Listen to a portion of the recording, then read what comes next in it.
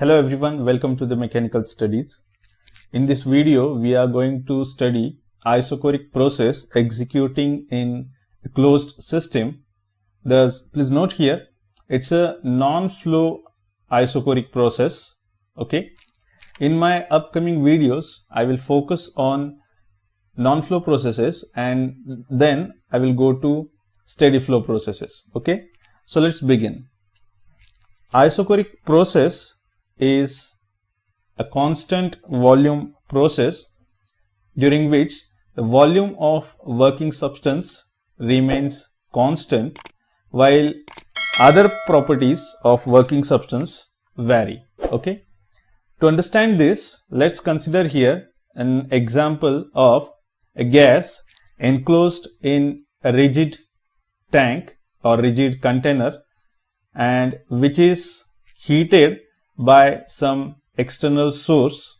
So as the gas is heated, it will try to expand, but since gas is enclosed in a rigid container, the change in its volume will be restricted here and that will cause to increase the pressure of gas.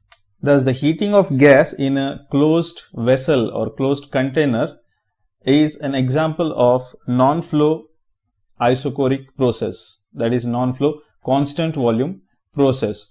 Now let's consider here state 1 as initial condition of the gas and which can be described with the help of properties like pressure P1, volume V1, temperature let's say T1 and entropy S1. Similarly, let's consider state 2 as final condition after heating of gas and that can be described with the help of same properties as pressure P2, volume V2, temperature T2 and entropy S2. Okay. So these properties will help us to describe a process on pressure, volume and temperature entropy plots.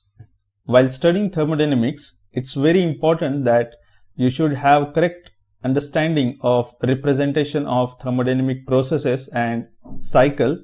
Otherwise, you may face difficulties in these subjects. So we'll see here pressure, volume and temperature entropy plots for this isochoric process now. And this is how this process can be described on pressure, volume and temperature entropy plots. Okay. As we discussed, 1 and 2 represents here initial and final condition of the process. Now if we look at the pressure volume plot, when gas is heated, its pressure increases from P1 to P2 while the volume of gas remains constant, that is V1 is equal to V2, and that's why this isochoric constant volume process is represented with vertical straight line on pressure volume diagram. On temperature entropy plot, the gas is initially at state 1 which is having temperature T1 and entropy S1. So when it is heated, its temperature obviously increases from T1 to T2 and on the another side, its entropy also increases from S1 to S2. So this isochoric process is represented by this curve 1 to 2 on temperature entropy plot. Now please note here very important point regarding the entropy, that whenever you are adding heat to a substance, its entropy increases. Okay.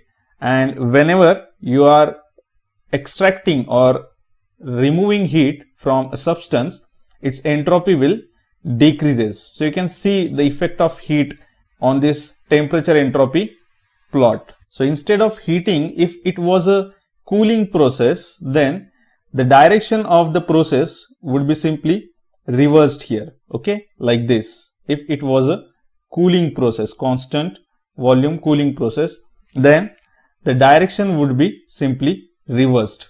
Okay, so this will be the trend of that process. Okay, After pressure, volume and temperature entropy plots of this process, we will move forward to pressure, volume and temperature relationship. Now during isochoric process, volume remains constant. Okay, it's a constant volume process. So this process is governed by Gay-Lussac law. Gay-Lussac law. Okay, this is the governing law for isochoric process, and according to this law, we know this law states at constant volume, pressure of ideal gas is directly proportional to temperature. So we can write at constant volume, ratio of pressure to temperature is constant. P by T will be constant. Okay. So we can write for process 1 to 2 the relationship between pressure and temperature as P1 by T1. This will be equal to P2 by T2. P2 by T2. So this is the relationship between pressure and temperature for isochoric process. Next we will see work done associated with this isochoric process, and we know work done for process this 1 to 2 can be written as W1 to 2. It will be equal to integral of del W in between limit 1 to 2. Okay. Here del W represents moving boundary work, and system do not possess any external work interaction. So we can substitute here del W as 1 to 2. This will be integral 1 to 2. Del W will be equal to P into dV, which represents moving boundary work.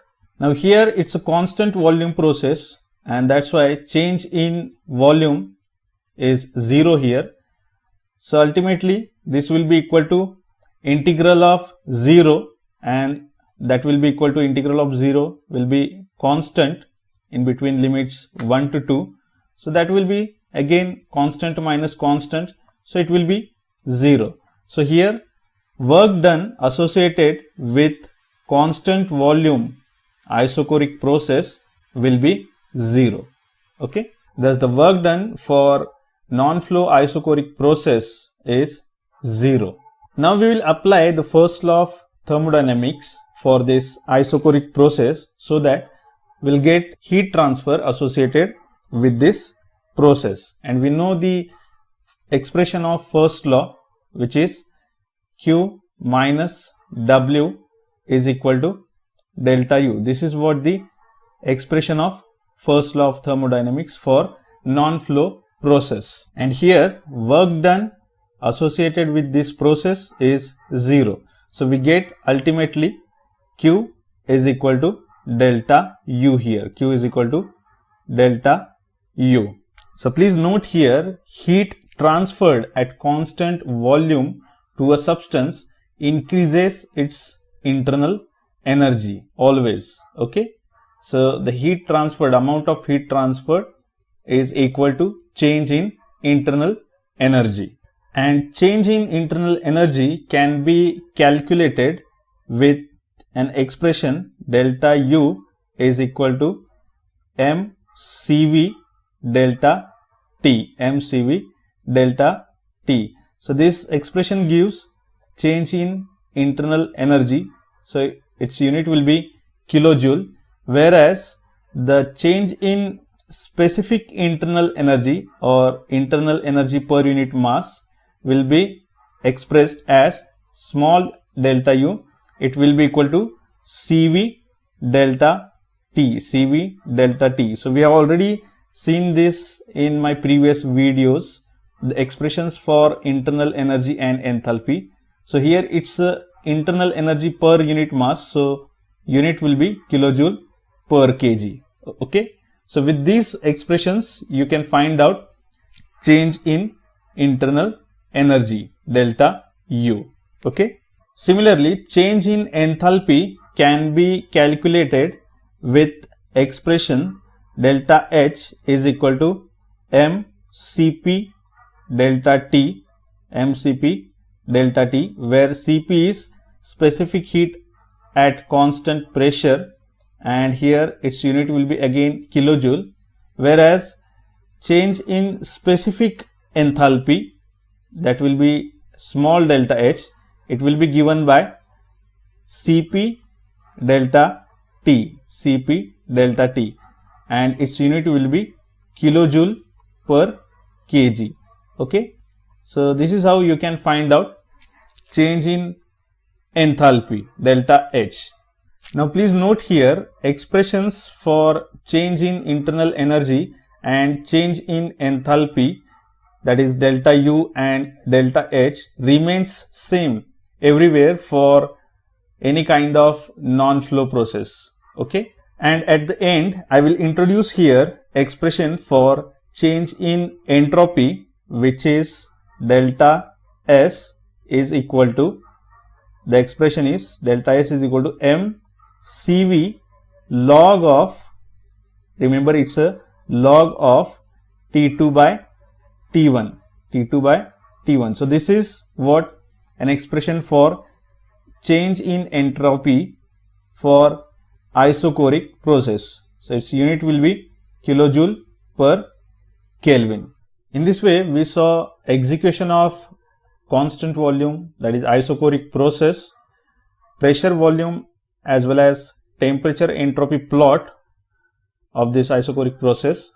Then we saw pressure volume temperature relationship, work done associated with this process. Then we saw application of first law and expressions of change in internal energy, change in enthalpy as well as change in entropy. And this is how we studied isochoric process in this video. So this was all about non-flow isochoric process. In next video we will study non-flow isobaric process. So please do watch that video. Thank you.